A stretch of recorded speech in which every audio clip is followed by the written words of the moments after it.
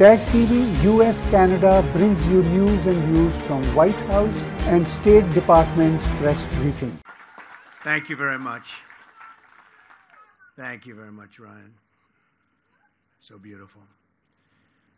We're gathered together on these hallowed grounds to honor the memory of nearly 3,000 souls who were murdered on this day 17 years ago. We're here to pay solemn tribute to the 40 passengers and crew members on Flight 93 who rose up, defied the enemy, took control of their destiny, and changed the course of history. Today we mourn their loss, we share their story, and we commemorate their incredible valor. On September 11th, 2001, a band of brave patriots turned the tide on our nation's enemies and joined the immortal ranks of American heroes. At this memorial on this sacred earth, in the field beyond this wall, and in the skies above our heads, we remember the moment when America fought back. Melania and I are grateful to be joined for today's ceremony by Governor Tom Wolf and Governor Mark Schweiker. I also want to thank the members of Congress in attendance, Senator Bob Casey, Congressman Lou Barletta, Keith Rothfus, Bill Schuster, and along with the president of the families of Flight 93, Gordon Felt. We're also joined by members of the National Park Service, along with firefighters, first responders, and incredible people from law enforcement. These are truly great people.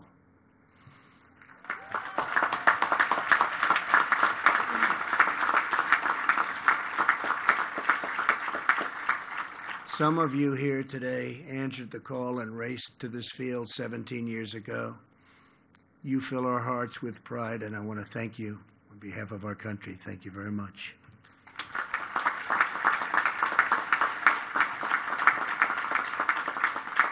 Most importantly, to the family members of Flight 93. Today, all of America wraps up and joins together. We close our arms to help you shoulder your pain and to carry your great, great sorrow. Your tears are not shed alone, for they are shared grief with an entire nation. We grieve together for every mother and father, sister and brother, son and daughter who was stolen from us at the Twin Towers, the Pentagon, and here in this Pennsylvania field. We honor their sacrifice by pledging to never flinch in the face of evil and to do whatever it takes to keep America safe.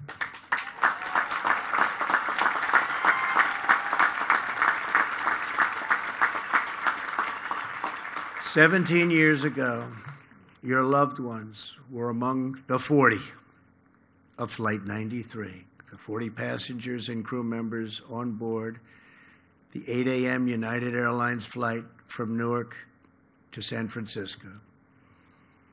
They were men and women from every background. They were young people returning from visiting family, moms and dads on business trips, and friends going and coming from birthdays and weddings. They boarded the plane as strangers, and they entered eternity, linked forever as true heroes.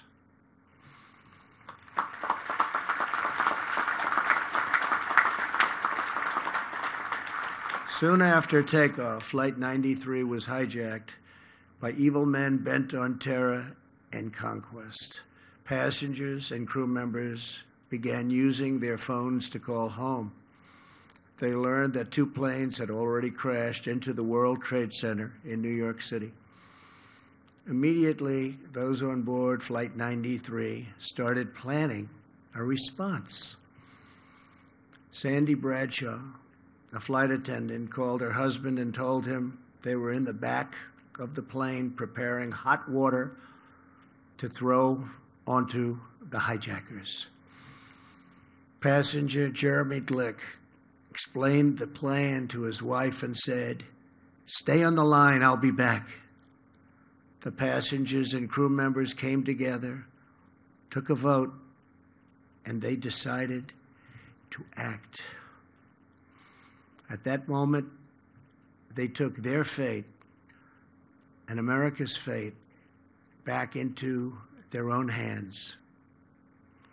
In the last 20 minutes, many placed their final calls home, whispering those eternal words, "I love you." Some said the Lord's Prayer, and then they bravely charged the cockpit. They attacked the enemy. They fought until the very end, and they stopped the forces of terror and defeated this wicked, horrible, evil plan. Flight 93 crashed yards from where we stand, just 20 minutes flying time from the United States Capitol. Through their sacrifice, the 40 saved the lives of countless Americans, and they saved our capital from a devastating strike.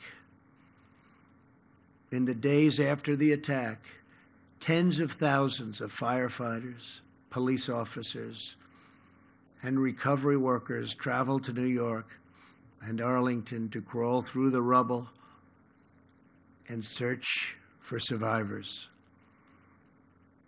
There were prayer vigils, memorials, and charity drives all across our nation. Here in Shanksville, many of you raised up the first memorial, a wooden cross, a chain-linked fence, mementos and tributes pouring in, and dozens of American flags. A piece of America's heart is buried on these grounds, but in its place has grown a new resolve to live our lives with the same grace and courage as the heroes of Flight 93. This field is now a monument to American defiance. This memorial is now a message to the world. America will never, ever submit to tyranny.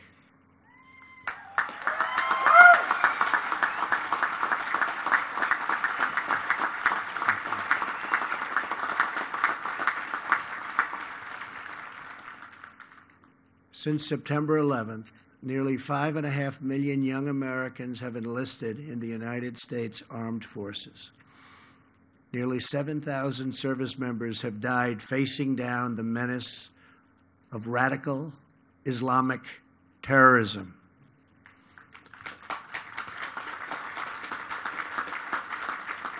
Today, we also think of the more than 200,000 service members now serving overseas. And we think of every citizen who protects our nation at home, including our state, local, and federal law enforcement. These are great Americans. These are great heroes. We honor and thank them all.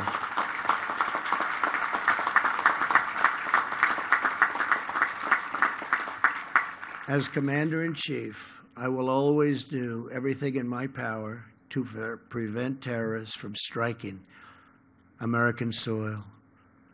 Here with us today is Dorothy Garcia Blockler, Her husband, Sonny, was one of the passengers on Flight 93. On September 11th, 2001, just over a month after their 32nd wedding anniversary, Sonny was on his way back from a business meeting. He called Dorothy, who he loved so much, called her on the plane and uttered her name before the line went dead silent. In the days after the attack, Dorothy told the investigators there was only one thing she wanted from this field: her husband's wedding ring. They would know it by the inscription etched inside. "All my love," it said, followed by the number 8269, the date of their anniversary. The officers, great people, promised to try, but in this field of records, it seemed certainly impossible. Dorothy began to pray, and she asked her friends to do the same. Days went by, then months. Still no ring. A week before Christmas, on December 19th, she heard a knock at the door. Two officers were standing with a really beautiful, to her, she saw it was so beautiful, she knew what was happening. A beautiful, small white box. Inside it was a wallet, a luggage tag, a driver's license, a small bag with the wedding ring inscribed with those three precious words: "All my love." Those words echo across this field. And those words tell the story of 40 men and women who gave all their love for their families, their country, and our freedom. To Dorothy and to every family here today, America will never forget what your loved ones did for all of us.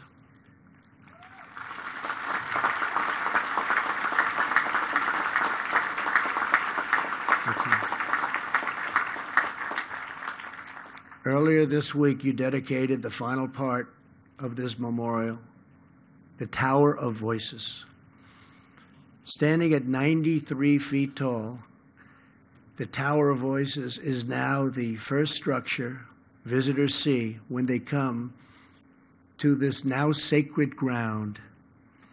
It will hold 40 beautiful chimes that ring throughout these fields, each a unique note, but all in perfect harmony. Each time we hear those chimes playing in the wind, we will remember the 40. We will remember their faces, their voices, their stories, their courage, and their love. And we will remember that free people are never at the mercy of evil, because our destiny is always in our hands.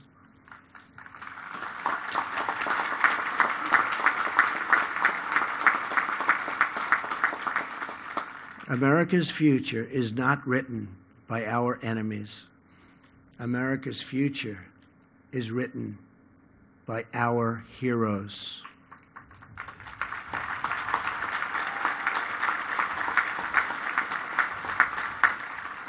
As long as this monument stands, as long as this memorial endures, brave patriots will rise up in America's hours of need, and they too will fight back.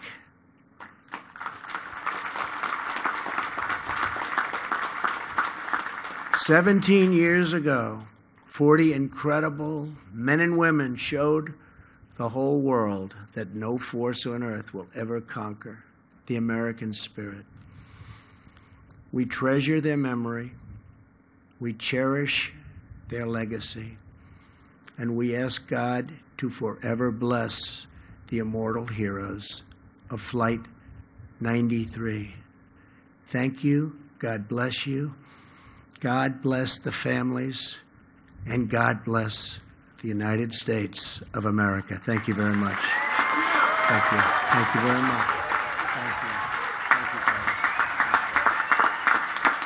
Thank you. Thank you very much. TAG TV US Canada brings you news and views from White House and State Department's press briefing.